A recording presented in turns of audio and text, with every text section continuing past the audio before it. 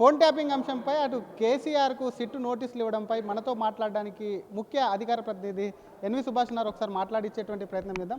లక్షల్లో సంపాదించడం ఈ రోజుల్లో సాధ్యమా? అవును, ఇట్స్ పాసిబుల్. ఇన్వెస్ట్మెంట్ అక్కర్లేదు, రిస్క్ లేదు. ఇది డబ్ల్యూ కామర్స్. మీరేమో రెండు పార్టీలు ఒకటే, ఇదంతా డైవర్షన్ పాలిటిక్స్, బీజేపీ బలం పెరుగుతుందని మీరు అంటున్నారు. ఒకవైపు కేసీఆర్ని ఎదుర్కోలేక కావాలనే నోటీసులు ఇస్తుందని బీఆర్ఎస్ నేతలు ఆరోపణలు చేయడమే కాకుండా దీని వెనకాల బీజేపీ హస్తం కూడా ఉందంటూ వాళ్ళు మీ మీద ఎదురుదాడి చేస్తున్నారు. ఎలా చూస్తారు వాళ్ళ ఆరోపణలు? శ్రీధర్ గారు 2014లో బీఆర్ఎస్ పార్టీ అధికారంలో వచ్చినప్పుడు కాంగ్రెస్ పార్టీలో 19 మంది ఎమ్మెల్యేలు ఉండే. కనీసం పట్టుమని 6 నెలలు కాకముందే 12 మంది ఎమ్మెల్యేలు బీఆర్ఎస్లో జాయిన్ అయినారు. అసలు ఎలక్షన్ రిజల్ట్స్ ఇంకా ఏంటంటే ప్రభుత్వం రాకముందే, ప్రభుత్వం ఏంటంటే ఫార్మేషన్ కాకముందే కూడా బీఆర్ఎస్ నుంచి మన ఏంటంటే కాంగ్రెస్ నుంచి బీఆర్ఎస్కి వచ్చింది అన్నమాట. 2018లో ఎన్నికలు వచ్చినప్పుడు మళ్ళా బీఆర్ఎస్లో ఉన్న మన ఏంటంటే మొత్తం కాంగ్రెస్లో ఉన్న ఎమ్మెల్యేలు అందరూ కూడా బీఆర్ఎస్కి వచ్చింది అన్నమాట. ఇవాళ బీఆర్ఎస్లో ఉన్న ఎమ్మెల్యేలు 10 మంది వాళ్ళు ఏంటంటే కాంగ్రెస్కి వచ్చింది. కాంగ్రెస్ నుంచి బీఆర్ఎస్, బీఆర్ఎస్ నుంచి కాంగ్రెస్. వాళ్ళకి ఏకైక లక్ష్యం ఎక్కడ ఉన్నా అంటే మీరున్నా మేమున్నా కూడా అధికారం పంచుకోవాలి, దంచుకోవాలి, దాచుకోవాలి, దోచుకోవాలి. ఈ 4 ఎజెండా తప్పితే ఇంకేం లేదు అన్నట్టు. భారతీయ జనతా పార్టీ ఒకటే డిమాండ్ చేస్తుంది. రేవంత్ రెడ్డి గారు మీరు పీసీసీ ప్రెసిడెంట్ ఉన్నప్పుడు అనేకమైన వాగ్దానాలు చేసినారు. ఈ 6 గ్యారెంటీలు, 420 హామీలు అవన్నీ పక్కన పెట్టండి. మేము అధికారంలో వచ్చినప్పుడు రాగానే మేము కేసీఆర్ గారి కుటుంబం మీద బీఆర్ఎస్ మీద ఎవరైతే అవినీతి చేసినారో 100 రోజుల్లో డబుల్ బెడ్రూమ్ జైలు పెట్టేసి మేము అందులో వేస్తామని చెప్పినారు. 100 రోజులు పోయి వాళ్ళ 750 రోజులు అవుతుంది అన్నట్టు. మీరు ఏమన్నా ఒక్క యాక్షన్ తీసుకున్నారా? ఇది అంటే ప్రజలకు చాలా క్లియర్గా మీ ద్వారా చెప్పాల్సిన అవసరం ఉంది భారతీయ జనతా పార్టీకి. మీరు ఇచ్చిన హామీలు ఏంటిది, మీరు ఇచ్చిన వాగ్దానాలు ఏంటిది, ఈ కరప్షన్ మీద మీరు ఏంటంటే కేసులు పెడతా అని చెప్పినారు. ఇవాళ సిట్టు మీద ఏంటంటే నోటీసులు ఇస్తున్నారు తప్పితే అధికారుల మీద కొంతమంది యాక్షన్ తీసుకుంటున్నారు తప్పితే కాంట్రాక్టర్ల మీద కానీ యాక్చువల్గా ఎవరైతే ఇలా ఇన్వాల్వ్ ఉన్నారో, సూత్రధారులు, పాత్రధారులు ఉన్నారో వాళ్ళ మీద ఒక్క యాక్షన్ అని తీసుకున్నారా? ఇది కేవలం ఎట్లా అంటే భారతీయ జనతా పార్టీ వాళ్ళ తెలంగాణలో పెరుగుతున్నది. ఇవాళ ఈ ఏంటంటే మున్సిపల్ ఎలక్షన్స్లో భారతీయ జనతా పార్టీ అడుగుతుంది, మీరు సిట్టు మీద కేసులు పెట్టినారు కదా, కేసీఆర్కి ఏమైందని చెప్పి.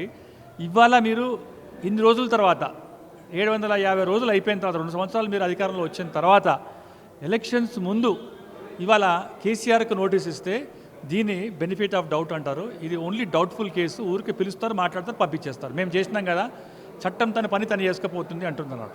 ఒక్కసారికి తమిళనాడులో చూడండి, డిఎంకే వాళ్ళు ఉన్నప్పుడు తీసుకుపోయినంటే ఒక ముఖ్యమంత్రి అభ్యర్థి ఎవరైతుందో జయలలిత గానీ తీసుకుపోయి జైల్లో పెట్టినారు.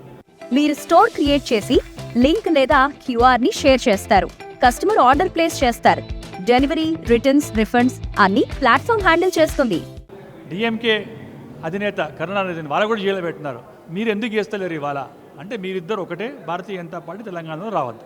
కానీ ఎవరికి బెనిఫిట్? ఎందుకంటే అటు బీఆర్ఎస్కు బెనిఫిట్ చేద్దామని కాంగ్రెస్ ఆలోచిస్తుందా? కాంగ్రెస్ తను బెనిఫిట్ తీసుకుందాం, తనే క్రెడిబిలిటీ తీసుకొని కాంగ్రెస్ తీసుకుంటుంది. ఎందుకంటే బీజేపీకి నష్టం అంటున్నారు. ఎందుకు నష్టం కూడా ఇప్పుడు బీజేపీ ఏంటంటే అడుగుతుంది కదా, ఏంటంటే మొత్తం ప్రజల పక్షాన్ని అడుగుతుంది కదా. మీరు ఇచ్చిన వాగ్దానాల ప్రకారం మేము ఏంటంటే క్లియర్గా అడుగుతున్నాం. మీరు ఆ రోజు పెద్ద ఎత్తున మీరు ఏంటంటే కాళేశ్వరం మీద ఏంటంటే అవినీతి పోరాడుతున్నారు. మేము ఏంటంటే కాంగ్రెస్ పార్టీ అధికారంలో వచ్చిన తర్వాత అవినీతి రహిత పాలన తీసుకొస్తా అని చెప్తున్నారు కదా, దాని మీదనే అడుగుతున్నాం. ఎందుకు చేస్తలేరు ఇవాళ? ఇన్ని రోజులు అయిపోయిన తర్వాత కాలయాపన ఎందుకు ఇస్తారు? ఇది కేవలం ఏంటంటే మీకు రేవంత్ రెడ్డి గారు అప్పుడు ఓటుకు నోటు కేసు ఉన్నప్పుడు, ఇదే కేసీఆర్ గారు 10 సంవత్సరాల అధికారంలో ఉన్నప్పుడు కూడా విచారణ మీద ఏంటంటే 10 సంవత్సరాలు మీరు పక్కన పెట్టి మీ ఏంటంటే శిష్యుడిని కాపాడేందుకు, ఇవాళ మీ శిష్యుడు ఏంటంటే ముఖ్యమంత్రి అయిపోతే గురువును కాపాడేందుకు మీరు చేస్తున్న డ్రామాలు తప్పితే రెండు పార్టీలు ఒకటే మెర్జ్ అయిపోతే చూడండి మీరు 2028 ఎలక్షన్స్ లోపల బీఆర్ఎస్ పార్టీ మొత్తం కాంగ్రెస్ లోపల మెర్జ్ అయిపోతుంది. ఇది వాస్తవం. ఇంకొక వైపు ఉద్యమ నాయకునికి ఇది కావాలని చెప్పి ఉద్యమ నాయకుడిని సిట్టు నోటీసులు ఇవ్వడం అంటే నిజంగా ఆయనను అవమానించడమే అని చెప్పి బీఆర్ఎస్ నేతలు అంటున్నారు. దాన్ని ఎట్లా చూస్తారు? ఇప్పుడు కేసీఆర్ ఇప్పుడు మేము కూడా అన్నాం చాలా క్లియర్గా, మోదీ గారి దగ్గర నుంచి, అమిత్ షా దగ్గర నుంచి కాళేశ్వరం అనేది ఏటీఎం ప్రాజెక్టే అన్నారు.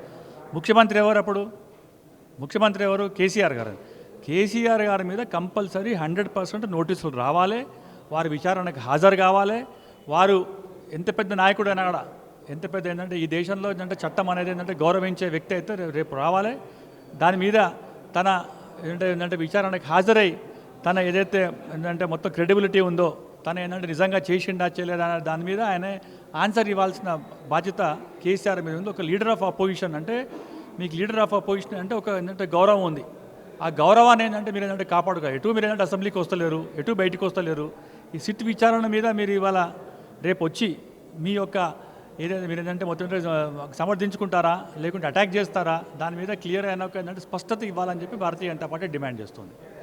Thank you sir. ఇది ఒకవైపు డైవర్షన్ పొలిటిక్స్లోనే భాగంగా ఒకవైపు అటు కాంగ్రెస్ బీఆర్ఎస్ రెండు కూడా బీజేపీ బలోపేతం అవుతుంది కాబట్టి బీజేపీ ఎదగకుండా కూడా చూడాలని చెప్పి బీజేపీకి ప్రజలు పట్టం కట్టేటువంటి మున్సిపల్ ఎన్నికల్లో అవకాశం ఉంది కాబట్టి దాన్ని డైవర్షన్ చేసి ప్రజల దృష్టికి ఒకటి తీసుకెళ్ళేట్టు కేసీఆర్ను కూడా అరెస్ట్ చేస్తాము, నోటీసులు ఇచ్చామని చెప్పేందుకు ఇటువంటి వాటిని కూడా అసలు ఎన్నికలకు ముందు ఇవ్వడం కూడా సరికాదు. దీనిది భారతీయ జనతా పార్టీ నోటీసులు ఇవ్వడాన్ని స్వాగతించినప్పటికీ ఈ టైం అనేది కూడా కరెక్ట్ లేదు. ఇన్ని రోజులు దాదాపుగా వచ్చి 2 ఏళ్ళు గడిచిపోతున్నప్పటికీ ఎందుకు అప్పటి నుంచి యాక్షన్ లేదని ప్రశ్నిస్తున్నాయి. మరొక పక్క కేసీఆర్ ఇచ్చినటువంటి నోటీసులకు హాజరై తన నిబద్ధతను చాటుకోవాలి. అసలు చట్టం ముందు అందరు సమానులే కాబట్టి తను చేశాడా లేదా ఏం జరిగిందనే దానిపై కూడా అటు సిట్టు విచారణలో కూడా కేసీఆర్ చెప్పాల్సినటువంటి అవసరం ఉందని బీజేపీ ముఖ్య అధికార ప్రతినిధి డిమాండ్ చేస్తున్నారు.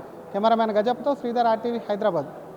హోమ్ మేకర్ అయినా, కంటెంట్ క్రియేటర్ అయినా, కిరాణా షాప్ ఓనర్ అయినా అందరికీ సమాన అవకాశం. భారతదేశం మొత్తం మీద దాదాపు 25,000 మందికి పైగా WCommerce తో స్టోర్స్ నడుపుతున్నారు. Visit www.wcommerce.store